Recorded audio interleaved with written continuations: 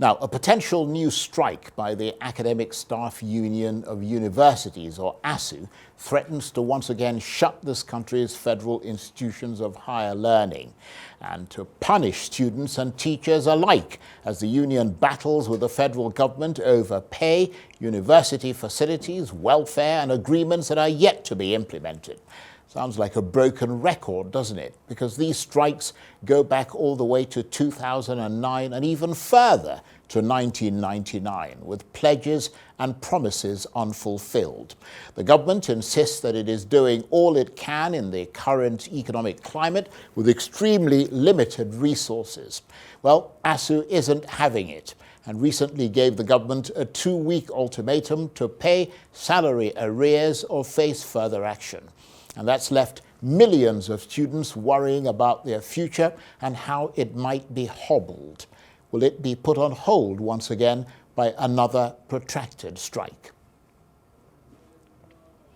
Well, for the very latest, I'm joined now in the studio by the president of the Academic Staff Union of Universities, or ASUU, Professor Emmanuel Osodeke. Thank you very much indeed for coming in. Thank you for having me. It's interesting that I was just talking with the other guest about the sit-at-home order in the southeast, and that affected you, didn't it? Yes, it does. It did. I mean, you were there, and you couldn't leave. Yes, I had to look for a way to come here. Well, we appreciate the Thank time you. that you've taken, and we sympathize with the inconvenience you faced. Thank you very much. So what is the issue this time with the government and ASUU? Thank you very much. The issue is still the same thing. In 2009, we signed an agreement. An agreement had within it about some items. Number one is the issue of earned academic allowances. And the idea was that, as at that time, we evaluated that our members are overworked, unlike other lecturers all over the world. The ratio by NUC regulation, the ratio of academic to student should be between 1 academic to 8 students for the medical and 1 academic to 15 students for the arts. But when you go to Nigerian university, there are some universities where you have the ratio is 1 lecturer to 50 students. When you go to a university abroad, that we mention all the time, the ratio is about between 1 to 3 to 1 to 5. But our 1 lecturer managing 50 students. And based on that, we agree that for this, government should increase the number of academic staff you have with the system. But in the interim, they should pay lecturers in academic allowance, what you work for. The number of students you are teaching, you're teaching a class of 1,000, how you go to mark the script? How you go to have the assignment? So that's their origin, which government have reneged. Right. They are owing us about 6 months salary, 3 months. We have our... I understand it's 4 months. No. Not 6 months. No, they have about 6 years of earned academic allowance. During the strike, they said no work, no pay. But when we came back from the strike, we had 2 options. Right. Option 1 is, since they say no work, no pay, let's cancel 2022-23, 2021-22, 2022-23. Let's cancel it and start for 2023-2024. So that if a student have courses, every course is cancelled, they have to repeat a new year. The other option is say, let's go back and do those work in the interest of Nigerian children, knowing that government will pay. So we have gone back to do those work. And when you go to, I think we should do that. If you go to any university today, they are in 2023, 2024. So in 2024, which we have covered the background. Right. And how do we cover it? It's very simple. In those good old days, you were a student, every 3 months in a year, a lecturer go as anywhere for called vacation. If you watch her in the past couple of years in this country, there's no more vacation. We now spend those periods in teaching. When you should actually go to relax and re-energize yourself. A nominal semester is 16 weeks. So the 2 semesters in a year is 32 weeks. This other period that would have you to relax, do our research, we're now using it to teach these students. So we have covered the job. So we are still going to pay, but they are still owing us 3.5 months salary, right, which are not paid when we have done the work. Right. So in terms of the latest, I mean, the ultimatum that you gave, yes, when does it expire? First, we gave 21-day ultimatum in line with the labor laws. Right. And when it expired, they did virtually nothing. They just called up for a meeting and did a number of things, and nothing was done. When they expired, because we are a patient group, we give another 12 weeks, 2 weeks ultimatum. And we also expired nothing meaningful. So that 2 weeks has expired. It has expired. Right. So we also came, but within the period, they now set up what they refer to as government and ASUU renegotiation team. It was based on that. and nothing was really happening that's significant to give us courage, we have to go to our branches to do a referendum to tell us what to do. We, the principal officer, haven't exhausted all our patients, and they all voted, majority, 90% voted we should go on strike. Right. But you've got another round of talks. But since the government put this team together, we said, okay, let's also give them opportunity. It was based on that strike, the mandate have been suspended. But we said, let's give the police, let's see they will act like before. This is the fourth one. This is the fourth team federal government is setting up. The first one with Babalaki, it didn't work. Musa Lujibri, it didn't work. Nimi Briggs, it worked, but it was scuttled. Then this one. We say, let's see if they will not also behave like this. So we want to watch them. Give them a few days. So clearly the core issues, that the sticking points remain unresolved. Yes. And the bottom line really is funding, isn't it? Yes. It's not, well, if you can call it funding, but let me give you a typical one. Well, I mean, it is funding. Let me give you a typical one that doesn't have to do with funding. One of the major issues we say that they should remove universities from IPPIS that have destroyed Nigerian university system, that do not require any foreign student, a lecturer. So all Nigerians must be lecturers. So if you're not Nigerian, you can't lecture at Nigerian university. If you lecture here, you won't be paid.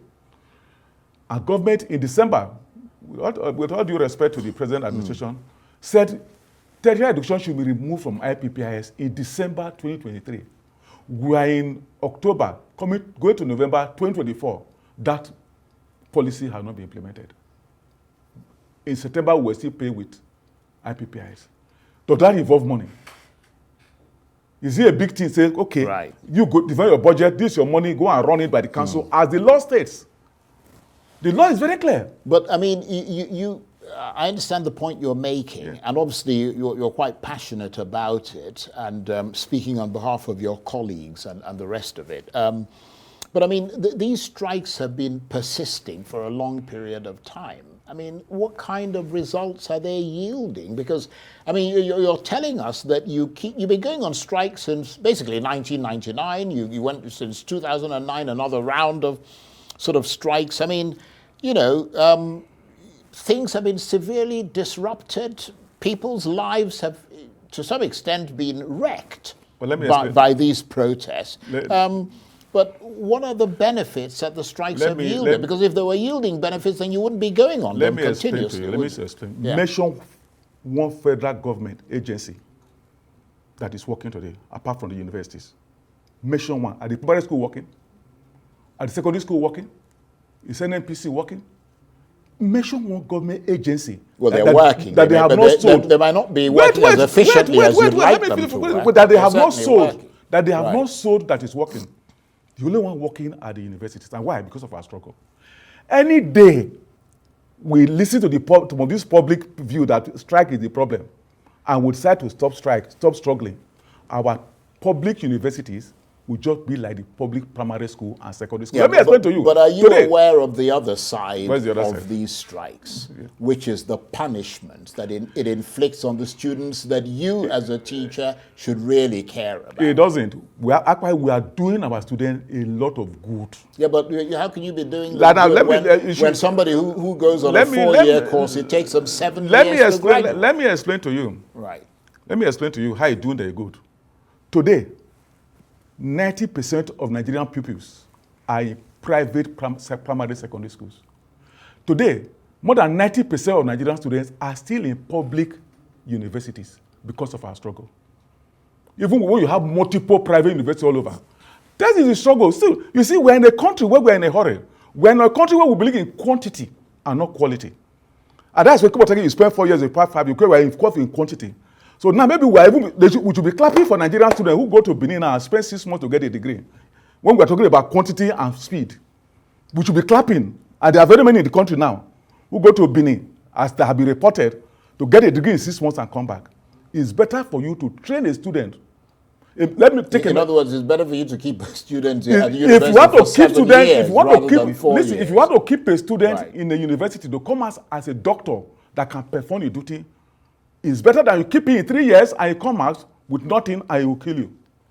That is the difference. Okay, let me ask you something slightly different. Is there a way that universities can become less dependent on the government for their funding? I mean, Can they work out practical strategies to increase investment in their institutions, such as we see with universities abroad, including those that are government-owned? I mean, a lot of universities in America, for example, they only get 13% of their funding from government. The rest, they raise themselves. And that is not correct. You see, when we are quoting this, let's quote the German. No, wait, when you talk overseas. I'm telling you what a fact is. I went to university abroad. Which so country? I can tell you which that. country did you go to? I went to the university in America. Good. So I can you tell see, you when you say for abroad, a fact. when you say abroad, say America, in Germany. Yeah, but I also went to school in the UK. And I've wait. gone When you don't say abroad, in Germany, school is free. Even in Nigerian school in German government is free, university.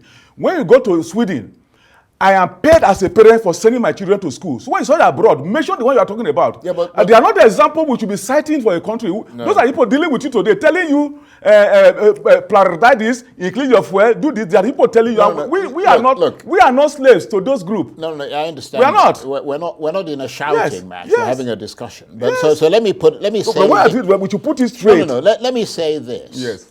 You have to cut your coat according to your size. Yes. You don't have the resources that the Nordic countries have. Sweden. We have far more than them. Switzerland and whatever. We have more than them. What I'm saying is this. In the circumstances such as you find yourself in Nigeria, yes, where you've had a consistent problem with raising funds from the government, yes, and you have gone on strike over and over again, and that situation has not changed, because the fundamental issue remains the government's reluctance to provide those funds, either because they say the funds are not available, or they don't want to put them out for whatever reason. Don't you think it's time for you to get more creative and say that we've got to find alternative means of funding? Let me give you this. We don't believe in that. You don't believe in alternative means of funding? We don't believe that there is no fund. Let me give you an example. Let's talk about countries in West Africa.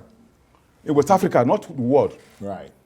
In West Africa, the least country gives 50% of their budget to education. The least. Ghana gives 27%. In South Africa, they give almost 30%. Nigeria is giving 6%. It's priority.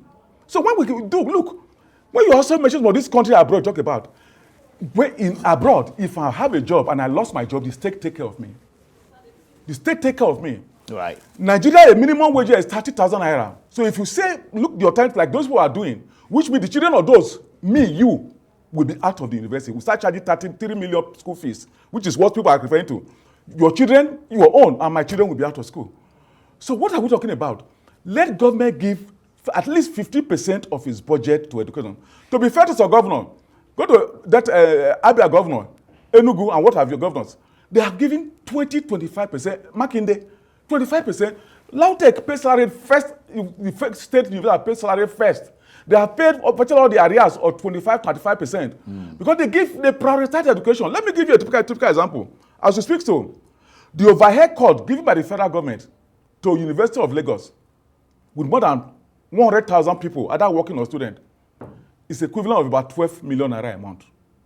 That is what they give them to run Unilag. But I had a senator spoke 2 days ago or 3 days ago to say he earns 14 million a month. So what Unilag get to run Unilag is less than what the senior take home in a month. That tells you that the problem we have is priority. But let me also tell you, in 1992, we were on strike. They said they don't have money. They challenged us. It didn't take us 2 weeks to tell them what resulted in TED fund today. The bodies funding all the university, federal and state, capital project today and training of staff is TED fund. Because we provided that as example, that it was easy. And we have told them, challenge us. Don't tell us no fund. Challenge your intellectual. Challenge us, we make our refinery work. Rather than importing fuel. Right. Challenge us, we make our steel point. We're running out of time. But just let me very briefly. But you know what they are doing now? The state people say they are so fund. There is a bill in National Assembly proposed by the Federal Ministry of Finance. These are so-called tax review. That said by 2030, they should scrap TED fund. The TED fund that is live wire to all the universities today, that proposed a bill to cancel that TED fund law so that TED fund will cease to exist from 2030. This is what we slave for. Our people were punished. And today, that is why we're running the university. You see them today. I just got a letter from the National Assembly proposing to establish 6 new universities University of Medical Science in Bende, University of Mineralogy, Minerals. Yeah, I have to agree with you. So That doesn't make a lot of sense. If you don't have money to afford the one you have, why are you establishing multiple ones? It doesn't make Which sense. means that it is the priority. So let me ask you this. Yes. We're running out of time. What sort of money do you need to raise the quality and efficiency level of federal universities? Is there a ballpark figure that can solve all these problems that you talk about? Thank you very much. In 2012, we went on strike also. And we told government, if you can put 1.3 trillion naira in Nigerian universities, you will turn it around, start generating resources, having consultancy from Shell, from our company, if you put that. That is what we told them. And they didn't believe us. They set up a team. What's the ballpark figure? I'm running out of time. Okay, sorry. Need assessment committee that went around and came up with the same figure. And government signed them. Then, when Jonathan was the president, they agreed they would be releasing 200 billion over 6 years. And we said that would transform it. Right. They didn't keep to that. They released one. When you go to any university. Right. The second so what amount of money do you need now? For now. Right. What we are telling them, let's still go back to that old one. So that's about 1.5 trillion. 1.3 trillion. Right. Let's go back to the old one. Okay. Then we can do assessments again when we are through. But they say there's no money. But that's a government that cannot put 1.3 trillion over 6 years. Right. Can put 30 trillion on its alternate route to Calabar. Yeah, that's a good point. And in spite of the arguments that I had with you, I do agree with you that education must be a priority in this country. Very much. So I hope the negotiations go well. We pray so. And I want to thank you very much indeed for coming in. Professor Emmanuel Osodeke is the president of the Academic Staff Union of Universities, or ASUU. Thank you very much. Thank you. God bless you. That's it for this edition of Arise Prime Time. Join us again tomorrow. From me and the entire team here in Abuja, bye-bye and thank you for watching.